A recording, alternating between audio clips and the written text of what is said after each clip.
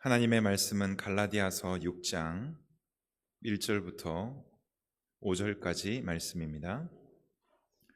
제가 말씀을 봉독하겠습니다.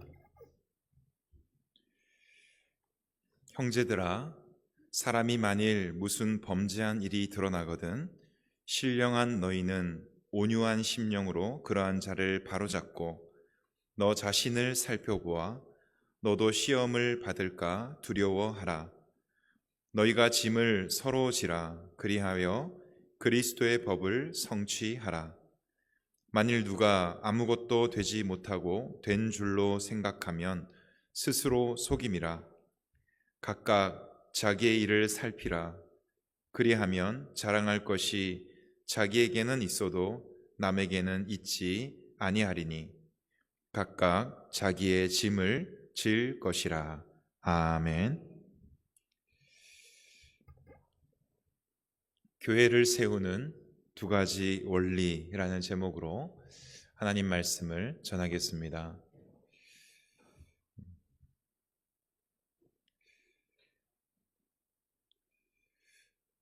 하나님은 우리를 몸된 교회로 불러주셨습니다.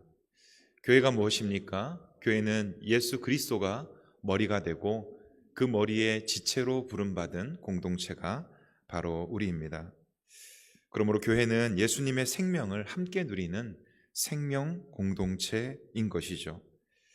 성도는 그리스도의 몸의 지체로서 서로 분리되어서는 절대로 존재할 수 없고 또 서로 떨어져서 함께 살 수 없는, 또 떨어지면 살 수 없는 생명 공동체입니다. 그러므로 우리는 교회 공동체의 일원으로서 교회를 함께 세워가는 일을 감당해야 할 것입니다. 오늘 말씀을 통해서 교회를 세우는 두 가지 원리가 무엇인지 우리가 주님의 뜻을 잘 듣고 그리스도의 몸된 교회를 함께 세워가는 우리 모두가 될 수 있기를 바랍니다. 교회를 세우는 첫 번째 원리는 자기 짐을 지라입니다. 5절 말씀을 우리 같이 한번 읽어보겠습니다. 5절입니다. 각각 자기의 짐을 질 것이라.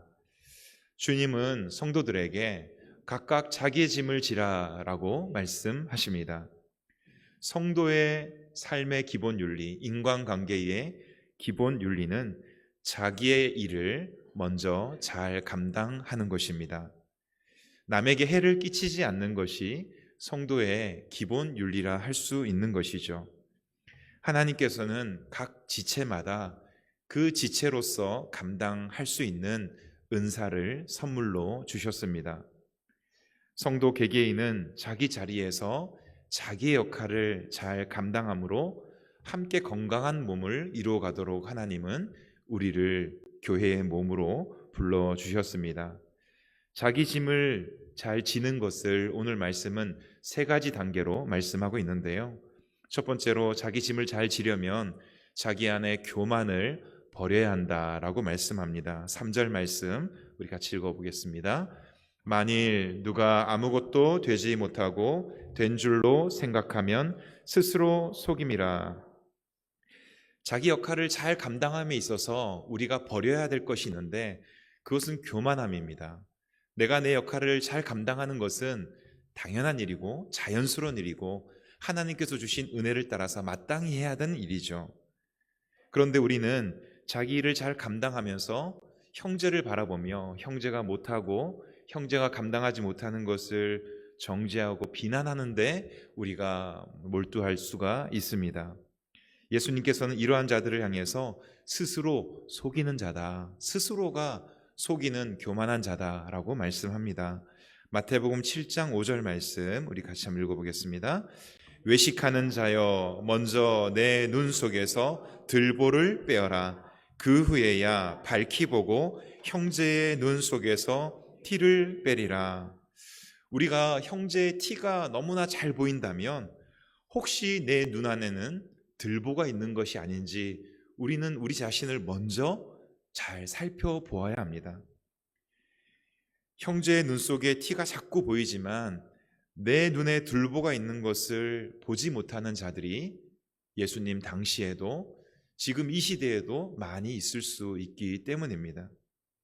다른 사람의 허물을 들추어내고 정죄하는 것, 그것은 성경이 우리의 본분이 아니라고 말씀합니다. 우리는 율법의 판단자가 아니라 율법의 준행자고 율법을 잘 지키는 자지, 율법의 판단자, 심판자는 하나님뿐입니다.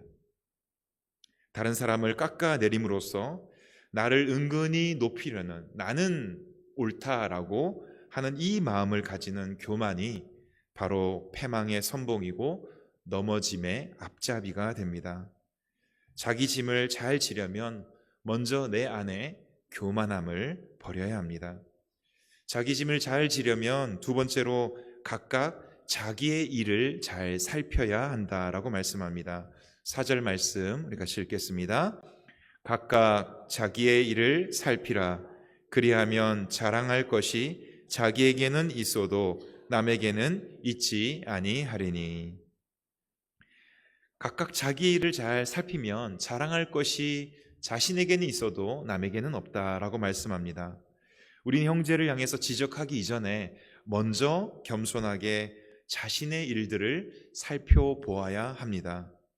나 역시 주님 앞에서 참 부족한 자이고 또 무자격자임을 인정하고 교만함을 버리고 나는 지금 잘하고 있다라는 이 생각을 버리고 내 안에 어떤 허물이 없는지, 나는 하나님 말씀 앞에서 과연 어떻게 하나님의 말씀에 순종하고 있는지 자신을 먼저 돌아보라 하시죠.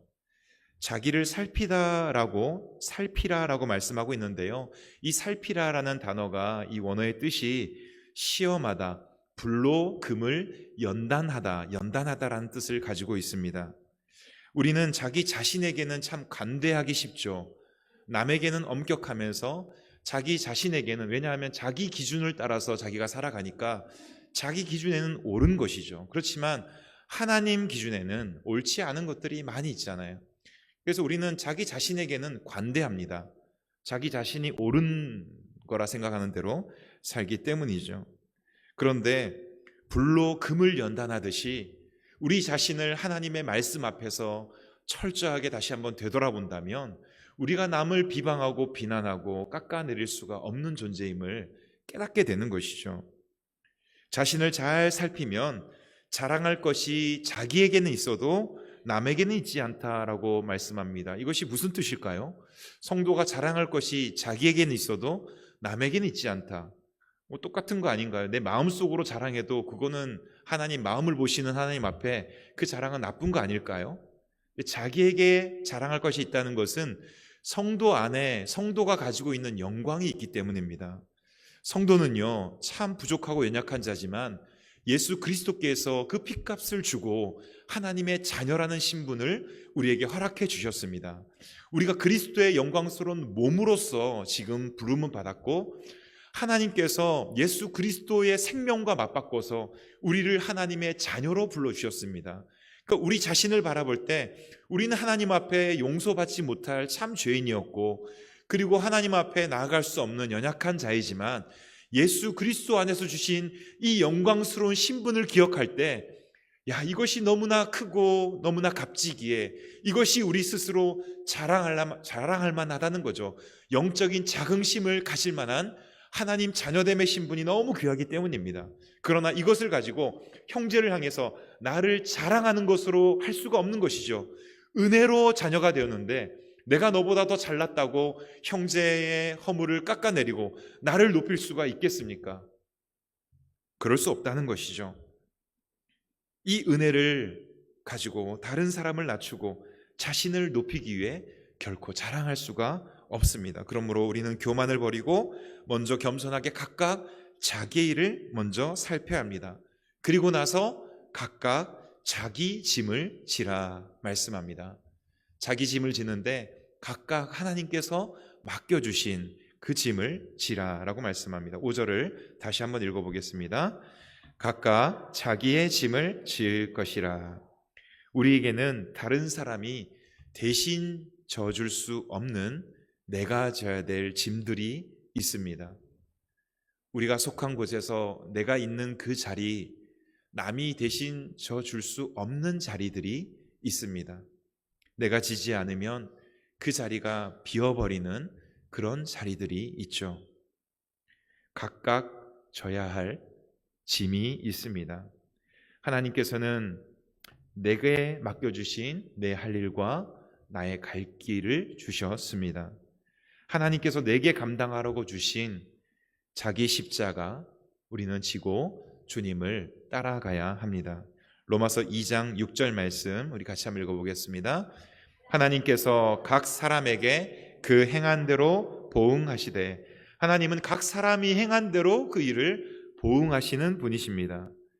결국 각 사람에게 정해진 하나님의 보응은 각자가 행한 것에 대한 열매로 나타나게 됨을 말씀합니다. 아무도 나 대신 심판받을 수 없고 다른 사람에게 주어질 상벌을 내가 대신 받아줄 수가 없습니다. 로마서 14장 12절 같이 읽겠습니다. 이러므로 우리 각 사람이 자기 일을 하나님께 짓고 하리라. 우리 모두는 각각 하나님의 심판대 앞에 서게 될 것이고 각각 자기의 일을 하나님께 고하게 될 것이고 각각 그 행한 대로 하나님 앞에 심판을 받게 됩니다. 그러므로 먼저 각각의 짐으로 자기 위치를 지키고 또 내 할 일을 다함으로 온 몸에게 피해를 주지 않아야 다른 지체에게 유익을 주며 살아갈 수가 있습니다. 눈은 눈의 역할을 잘 감당해야 하고 손은 손의 역할을 잘 감당할 때 온 몸이 건강하게 설 수 있는 것이죠. 공동체를 세우는 첫 번째 원리는 하나님께서 우리 각자에게 내게 맡겨주신 그 역할을 잘 하는 것, 자기 짐을 지는 데 있습니다. 그러므로 우리는 하나님 앞에서 하나님께서 내게만 맡겨주신 그 자리에서 내게 맡겨진 그 일을 하나님의 은혜로 잘 감당할 수 있는 자가 될 수 있도록 하나님 앞에 기도해야 할 것입니다. 두 번째로 교회를 세우는 두 번째 원리는 서로의 짐을 지는 것입니다. 성도는 내게 주신 그 은혜의 풍성함을 따라 내게 있는 것으로 형제의 부족함을 채우고 공동체를 세우는 일을 해야 합니다. 하나님께서 우리에게 각각 은혜를 베풀어 주신 것은 그 은사를 가지고 다른 사람을 섬기라고 주신 것이죠. 2절 말씀을 우리 같이 읽어보겠습니다. 2절입니다.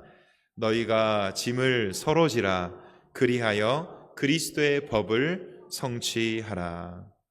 공동체를 세우는 첫 번째 원리가 각각 자기 짐을 지는 것이라면 공동체를 세우는 두 번째 원리는 서로의 짐을 함께 지는 것입니다. 그럼 여기서 조금 이제 우리가 의문이 들 수 있죠. 첫 번째 원리가 각각 자기 짐을 지는 것이고 두 번째가 서로의 짐을 지는 거라면 이게 좀 모순되는 것 아닌가, 서로 좀 부딪히는 교리가 아닌가라는 이런 생각을 할 수가 있습니다. 자기 짐은 자기가 져야지 왜 또 서로 지라고 하시는가.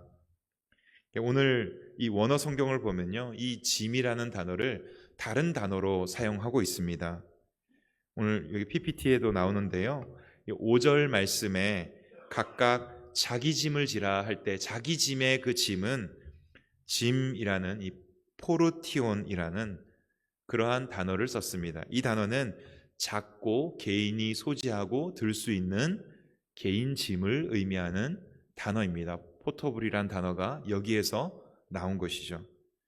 하지만 2절에 너희가 짐을 서로 지라라는 여기에 이 짐은 바로스라는 부담스럽고 아주 무거운 짐을 의미하는 이 단어를 사용하고 있습니다. 성도에게는 이런 두 가지 성격의 짐이 있습니다. 하나는 하나님께서 내게 맡겨주신 짐이 있습니다. 내가 지고 가야 할 자기 짐이 있죠. 또한 서로 함께 져야 할 짐들이 있습니다. 나의 부족함을 나보다 더 많이 가지고 있는 사가 채워주고 또 그의 부족함을 내가 더 많이 가지고 있다면 함께 채워져 가면서 우리가 함께 합력하여 들고 가야 할 짐들도 있습니다. 때로는 믿음이 성숙한 자가 믿음이 연약한 자들의 짐을 조금 더 들어줘야 될 때가 있죠. 하나님께서 우리에게 맡겨주신 짐, 그리고 혼자서는 결코 질 수 없는 그 짐을 함께 지며 나아갈 때 교회 공동체는 아름답게 성장해 갑니다. 서로의 부족함을 함께 채우고 서로 합력하고 짐을 서로 함께 질 때 우리는 함께 성숙해져 갈 수가 있습니다. 우리의 믿음이 성숙했다는 것, 우리가 성숙한 믿음을 가지고 있다는 것, 무엇으로 증명할 수 있을까요? 성숙한 성도의 모습은 로마서 15장 1절 말씀에 이렇게 말씀합니다. 우리 같이 한번 읽어보겠습니다. 믿음이 강한 우리는 마땅히 믿음이 약한 자의 약점을 담당하고 자기를 기쁘게 하지 아니할 것이라. 믿음이 성숙했다는 것은 믿음이 연약한 자들의 그 약한 부분을 감당해 주는 것에서 그의 믿음이 견고하다라는 것을 증명할 수 있다는 것입니다. 성숙한 성도는 자기를 기쁘게 하는 데 몰두하지 않고 형제의 유익을 위해서 기꺼이 수고하는 자입니다. 세상은 약한 자의 약점을 드러내고 공격합니다. 그 공동체 안에 약한 자들이 더 많이 들어온 것 별로 좋아하지 않습니다. 내가 속한 공동체에 못나고 나보다 못한 사람들이 더 많아지는 것 별로 좋아하지 않습니다. 그래서 우리 공동체 유익이 되지 않는다 생각해서 자기도 모르게 공격하고 쫓아냅니다. 그리고 자기와 수준이 맞는 사람들, 자기보다 더 잘나 보이는 사람들과 함께 하고자 합니다. 그러나 교회 공동체는 절대로 그럴 수가 없죠. 교회는 그러면 안 됩니다. 성숙한 성도가 연약한 성도의 부족함을 채워주는 것입니다. 믿음이 강한 성도가 믿음이 연약한 성도를 붙들어주는 것이 교회입니다. 형제가 홀로 들 수 없는 그 무거운 짐이 있을 때에 모른 채 하지 않고 그 짐을 함께 들어주는 것입니다. 성도가 이렇게 형제의 짐을 서로 질 때에 그리스도의 법이 성취된다, 이루어진다라고 말씀합니다. 그리스도의 법이 무엇일까요? 그리스도께서 새로운 계명, 새로운 법을 우리에게 정의해 주셨습니다. 요한복음 13장 34절 말씀 우리 같이 읽겠습니다. 새 계명을 시작. 새 계명을 너희에게 주노니 없습니까? 제가 읽겠습니다. 새 계명을 너희에게 주노니 서로 사랑하라. 내가 너희를 사랑한 것 같이 너희도 서로 사랑하라.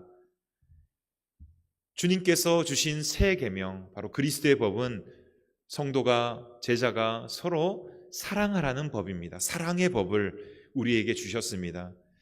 율법을 완성하신 그리스도께서 이 율법을 한마디로 사랑으로 정의해 주셨죠. 하나님 사랑, 이웃 사랑, 사람 사랑으로 정의해 주셨습니다. 그리고 너희가 서로 사랑할 때에 하나님이 너희 안에 계시고 너희가 서로 사랑할 때에 그 율법을 다 지켰다라고 말씀해 주십니다. 예수님께서 우리에게 사랑을 베풀어 주신 것처럼 우리도 그 예수님의 사랑을 배워서 서로 사랑하는 것이 그리스도의 법을 우리가 성취하는 일이 됩니다. 예수님께서 어떻게 우리를 사랑해 주셨습니까?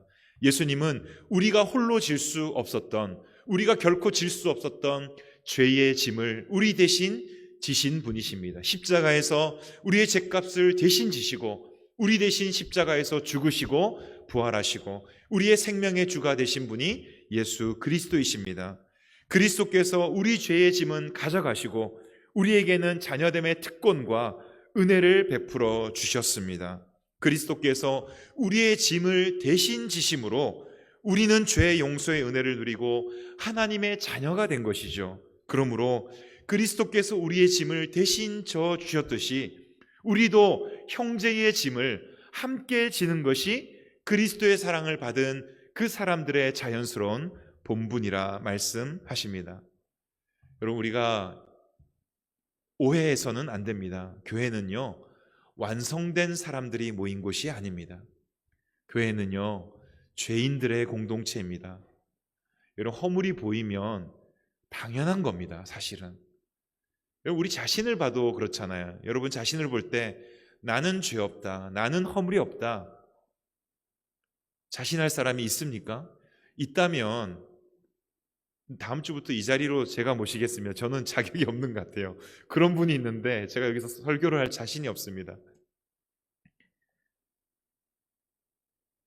우리는 다 공사 중인 사람들입니다. 지어져 가고 있는 중이에요. 우리의 그리스도의 몸도 지어져 가는 중이지 아직 완전하지 않습니다. 야, 왜 이렇게 다 안 지어졌어? 라고 우리가 정죄하기 시작한다면 끝도 없습니다. 그렇게 되면 어떤 일이 일어나냐면요, 교회 안에 여러분 막 조금만한 허물이 보여도 기도로 동역하지 않고 막 말을 하기 시작하잖아요. 만약에 여러분들이 형제의 조그만한 허물이라도 막 지적하기 시작하잖아요. 믿음이 연약한 자들은 다 떠나갑니다. 그리고 믿음이 강한 분들은 어떻게 될까요? 죄를 들키지 않기 위해서 감추기 시작합니다. 가면을 더 쓰기 시작합니다. 사실은요, 우리가 그렇게 하지 않아도 우리가 우리를 참 감추고 살 때가 너무 많잖아요. 근데 이 교회 안에서도 점점 더 외식적인 신앙을 더 강조하게 됩니다. 조그만 허물도 용납하지 않는 공동체. 그런 공동체는, 주님은 죄인들과도 같이 식사 교제하면서 죄인들 누구라도 비난하는 그 사람들과 따뜻한 교제를 하면서 그들이 성숙할 수 있도록 사랑의 권면을 하고 그들과 교제하면서 그들을 세워 가셨는데, 우리가 형제의 조그만 허물도 용납하지 못한다면 주님의 길을 따르는 것이 아니죠. 갈라디아서 6장 1절 말씀 우리 같이 한번 읽어보겠습니다. 형제들아, 사람이 만일 무슨 범죄한 일이 드러나거든 신령한 너희는 온유한 심령으로 그러한 자를 바로잡고 너 자신을 살펴보아 너도 시험을 받을까 두려워하라. 1절, 이 갈라디아서 1절 말씀, 6장 1절 말씀은 우리가 공동체 안에서 어떻게 짐을 서로 나누어 질 수 있는지 좋은 사례를 보여줍니다. 우리가 죄를 범한 형제를 볼 때 여기에 이 범죄한 일이 드러나거든 했지만 이것은 아주 사소한 일을 말하는 것이 아니라 교회 공동체의 해악이 되는 이런 중범죄가 드러났을 때에 이 교회 공동체 질서성에서 이 죄의 문제를 해결하지 않고는 안 되는 이러한 문제가 일어났을 때에 어떻게 이것을 해야 하는가라는 것을 보여주는 것이죠. 우리가 이러할 때에 두 가지 극단이 있습니다. 첫째는, 아니 어떻게 저럴 수가 있지? 이야, 진짜 못됐네 라는 마음을 가지고 그를 무조건 정죄하고 또 판단하여서 내치는 행동입니다. 당신 같은 사람은 우리 공동체 필요 없다. 믿었던 사람에게 우리가 죄를 발견하면 더 실망하고 더 분노하고 더 강하게 정죄하는 성격이 있죠. 사람을 신뢰했다가 실망했다고 할 수 있지만 그 이면에는 나는 그렇지 않은데 라는 자기 자랑과 교만이 들어 있습니다. 교회는 사랑 공동체라고 우리가 말을 하는데요, 오히려 제가 이렇게 가만히 지켜보면요, 세상보다 더 용서가 인색한 곳이 교회가 아닌가라는 생각을 하게 됩니다. 특별히 교회 공동체 안에서 서로 간의 불화나 서로 간의 이 다툼이 있을 때에 더 화해하지 못하고 더 하나 되지 못하는 모습을 보일 때가 많이 있습니다. 그런데 또 하나의 극단이 있습니다. 죄가 드러나면 그냥 무조건 덮고 가야지. 좋은 게 좋은 거다. 이것도 괜히 시끄럽게 하지 말고 덮고 가자라는 이러한 극단입니다. 주님은 형제의 허물에 대해서 덮어주라 하셨죠. 근데 이것이 죄에 대해서 무조건적인 용서, 모른 척하라는 뜻이 아닙니다. 오늘 말씀은 온유한 심령으로 그러한 자를 바로잡아주라 라고 말씀합니다. 죄로 인해서 넘어져 있는 형제, 그 죄로 인해서 공동체에 해악을 끼치고 다른 사람에게도 이 죄의 영향력을 끼치는 그 사람을 그냥 내버려 두지 말고 그가 죄를 바로 깨닫고 그 죄에서 벗어날 수 있도록 그를 바로잡아 주어야 한다라고 말씀하죠. 그리고 자기 자신도 함께 돌아보라라고 말씀합니다. 권면의 목적은 그를 정죄함에 있는 것이 아니라 그를 회복시키는 것이 목적이어야 함을 말씀해 주십니다. 죄가 가득한 세상에 예수님께서 오셔서 우리 대신 죄의 대가를 지불하셨습니다. 주님이 우리 대신 죄의 대가를 지불하심으로 우리를 용서하셨죠. 이것이 복음입니다. 이제 우리도 그렇게 해야죠. 우리도 형제의 죄를 대신 함께 져줌으로 우리가 그 형제를 살리는 일을 함께 감당해야 합니다. 무엇보다 서로의 짐을 지는 좋은 방법은 서로를 위해서 기도하는 일입니다. 사무엘은 이스라엘 백성들의 연약함을 내가 함께 지기 위해 기도하기를 쉬는 죄를 절대로 앞으로 범하지 않겠다라고 다짐했죠. 사무엘상 12장 23절 말씀 같이 읽어보겠습니다.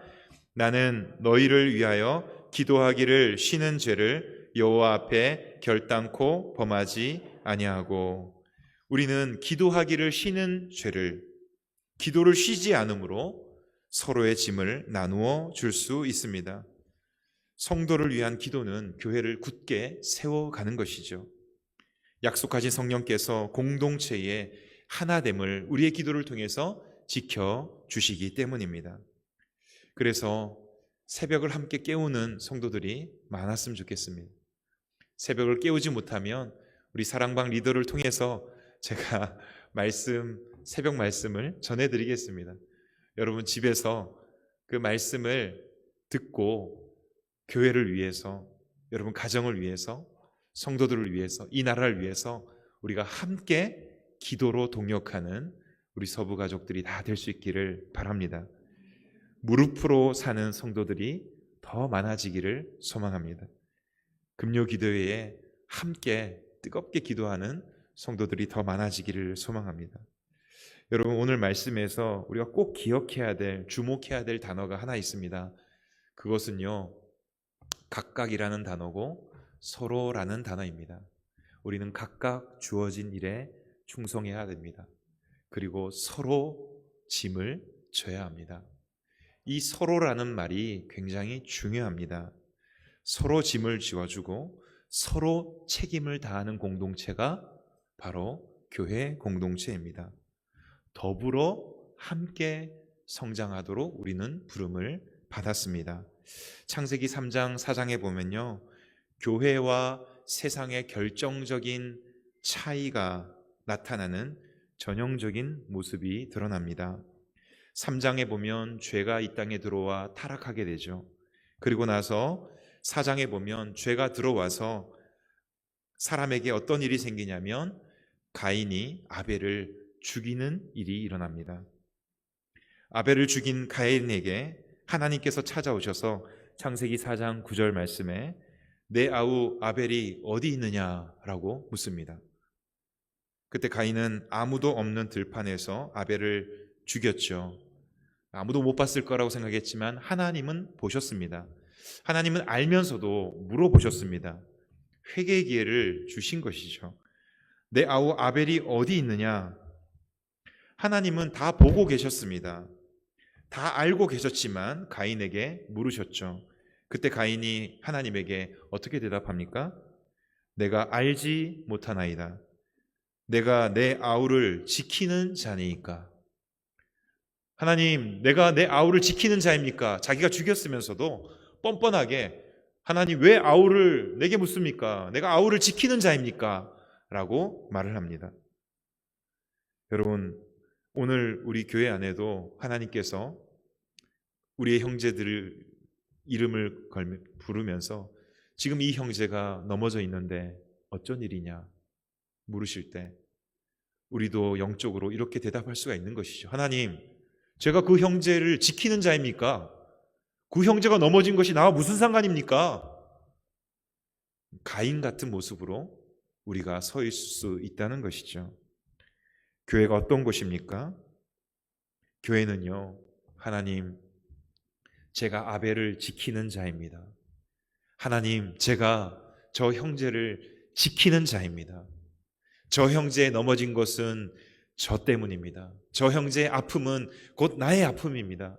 저 형제의 기쁨은 곧 나의 기쁨입니다. 우리가 함께 고통과 기쁨을 가지고 살아가는 그 공동체가 하나님께서 꿈꾸시고 하나님께서 세우기를 원하시는 그러한 공동체입니다. 공동체의 잘못을 자신의 잘못처럼 여기고 함께 애통하며 기도하고, 형제의 죄를 바라볼 때 먼저 지적하기보다 내 자신을 돌아보고, 그리고 그 형제의 죄를 나의 죄처럼 함께 끌어안고 아파하며 기도할 수 있는 이러한 사람들을 주님께서는 기다리고 계십니다. 말씀을 정리하겠습니다. 오늘 말씀을 통해서 공동체를 세우는 두 가지 원리, 교회를 세우는 두 가지 원리를 주님께서 우리에게 말씀해 주셨습니다. 먼저 각각 우리에게 맡기신 자기 짐을 지라 하셨습니다. 나는 잘났다는 그 교만을 버리고 각각 자기 일을 살펴서 각각 자기에게 주신 그 짐을 져야 합니다. 또한 그리스도께서 우리의 짐을 지셨듯이 우리도 서로의 짐을 책임져 주고 함께 지는, 형제의 약함을 함께 감당하고 서로의 부족함을 함께 채워가면서 서로를 위해 기도하면서 짐을 나누어 지는 그러한 공동체가 되기를 소망합니다. 자기 본분을 다함으로 공동체를 세우고 서로의 허물을 덮어주고 연약함을 함께 감당하며 서로의 짐을 짐으로 한 몸된 교회 공동체를 세워가는 우리 모든 서부 가족들이 되기를 주님 이름으로 축복합니다.